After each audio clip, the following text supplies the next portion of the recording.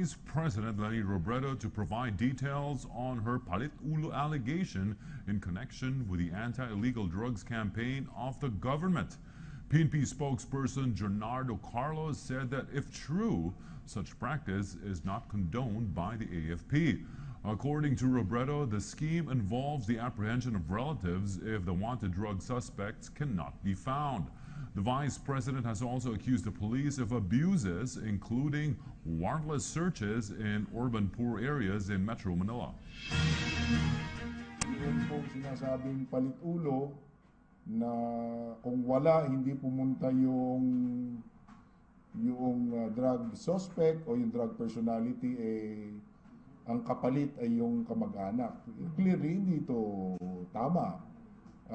Kung ito'y nangyayari o nangyari, ang hiling namin ay maging specific para kasi hindi nga ito sanction. Hindi ito wala doon sa pulisiya o procedure ng taphang o tukhang.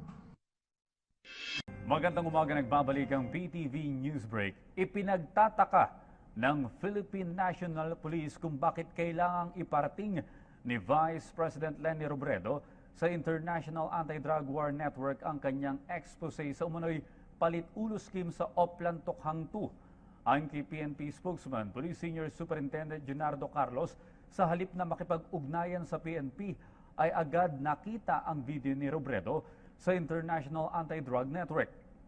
Samantala, binigyan diin ni Presidential Spokesman Ernesto Abella na misinformed si VP Robredo sa kanyang paratang na palit-ulo scheme na ginagawa umano ng PNP sa kanilang anti-illegal drugs operations. Sinabi ni Abella, hindi dapat basta nagpapaniwala ang Vice Presidente sa mga walang basehang alegasyon mula sa mga questionableng sources. Ayon pa kay Abella, hindi lamang nauunawaan ni Robredo ang nasabing sistema kung saan nagbibigay ng commitment ang isang drug personality na tutulong sa ikakaaresto ng mas malaking isda sa sindikato ng iligal na droga kapalit ng mas magaang na kaso. Dagdag pa ni Abella, kamakailan lang ay nilagdaan na ni Pangulong Rodrigo Duterte ang Executive Order 15 na lumilikha sa isang Interagency Committee on Anti-Illegal Drugs and Anti-Illegal Drug Task Force kung saan pinagkakaisa ang buong burokrasya sa pagpapatupad ng anti-illegal drugs campaign. At yan po naman ang aming mga nakalap na balita at impormasyon. Para sa PTV Newsbreak, ako po si Audrey Goriseta.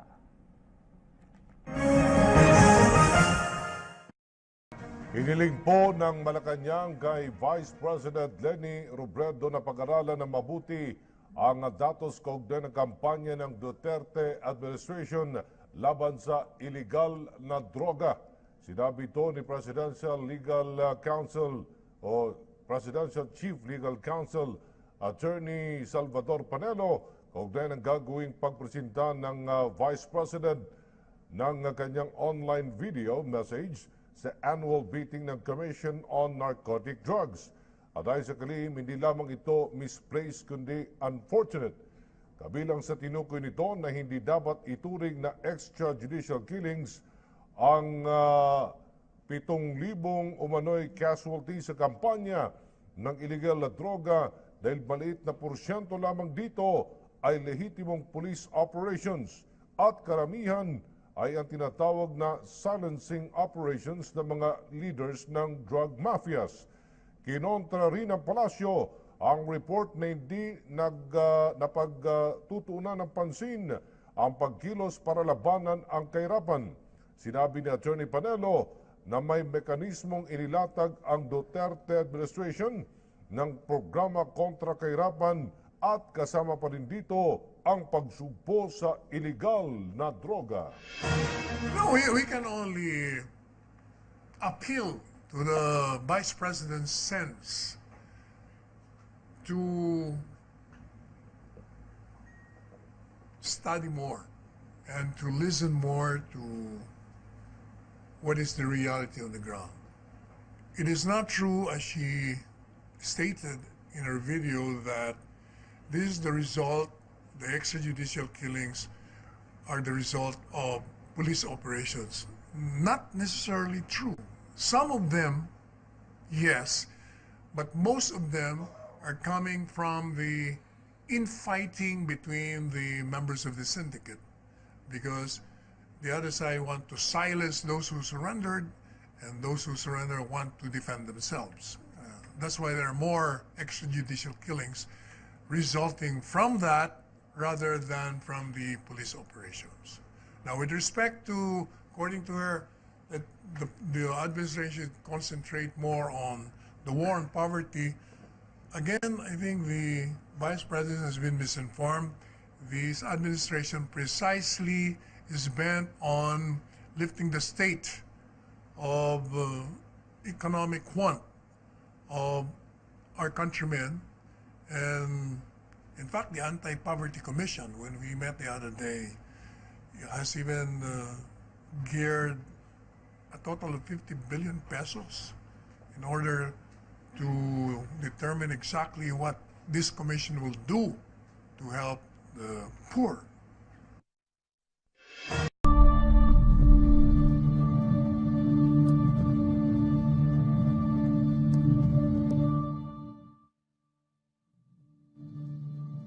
David Borden, Executive Director of the DRC Net Foundation, Marco Perduca, former member of the Italian Senate, Hito Gascon, Chairperson of the Commission on Human Rights, Alison Smith, Legal Counsel and Director of International Criminal Justice Program, No Peace Without Justice, all the other sponsors of this event, ladies and gentlemen, a good day to all of you. We are heartened that the issue of extrajudicial killings in the Philippines today is being discussed in an event such as this. To know that the international community's eyes are on us and to feel that human rights advocates are watching over our country gives us comfort, courage, and hope. It is already February 2017, and the body count due to drug-related killings keeps growing. We are now looking at some very grim statistics. Since July last year, more than 7,000 people have been killed in summary executions. We agree that our people deserve nothing less than a safe environment, so that anyone can walk the streets safely, whether in daylight or at nighttime. But drug abuse should not be treated as one that can be solved with bullets alone. It must be regarded as it truly is, a complex public health issue, linked intimately with poverty and social inequality. As it is, in some areas in Manila where poverty is rampant, residents tell us that communities are rounded up in places like basketball courts, women separated from men, those with tattoos asked to stand in a corner, their belongings searched. People are told that they didn't have any right to demand for search warrants because they were squatters and did not own the properties on which their houses were built. They told us of the Palit scheme, which literally means exchange heads, where the wife or husband or relative of a person in a so-called drug list will be taken if the person himself could not be found. Some of those have told us that when there's crime, they normally go to the police. Now they don't know where to turn to. Our people feel both hopeless and helpless, a state of mind that we must all take seriously. This is why the Office of the Vice President supports the rehabilitation of drug dependents. You cannot kill addicts and declare the problem solved.